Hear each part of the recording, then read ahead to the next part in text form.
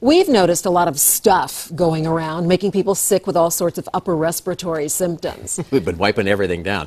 So, should you just plow through, walk it off, as they say, and go through those coughs and sniffles? Should you stay home?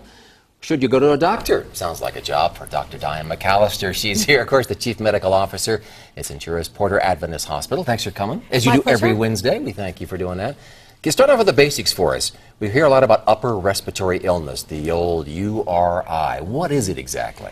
An upper respiratory illness is anything that happens pretty much above your collarbone. So sinusitis, sore throats, which we call pharyngitis, and even bronchitis, which are the big tubes in your lungs. So what causes these upper respiratory illnesses, this conglomeration of different illnesses? In general, this time of year, it's a viral illness far and away, and viruses are little organisms that are not treated by antibiotics. Some of the URIs can become or start out as bacterial infections, and those are the ones that respond to antibiotics. So we start to feel some of this and think, oh, I can feel this. How do we know the difference between a bacterial infection and a viral infection? Well, sometimes it's kind of tricky, but there's a few rules of thumb you can follow.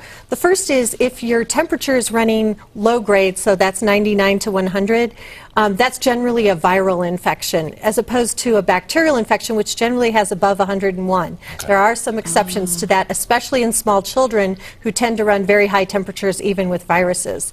The second is that a virus will affect more than one body system at a time. So if you're sniffling and sneezing and having GI symptoms and aching all over, you can really pretty much think that it's a virus and not a bacteria. Another clue is the color of your mucus. If it's clear to light yellow, it's more likely to be a viral infection. Bacteria tend to give you green to dark brown mucus, so those are some of the hints. But that's good tips to know. Yeah. Such a pleasant discussion. Yes, it is. Well, great job I have. So what's the virus that's going around right now? Well, the funny thing is, this time of year, we really don't pay attention to what virus is causing the diseases. There's a lot of them out there, and the treatment doesn't change at all based on the virus, unless it's influenza. And so we do test people with nasal swabs for influenza, because there are some antiviral drugs for that.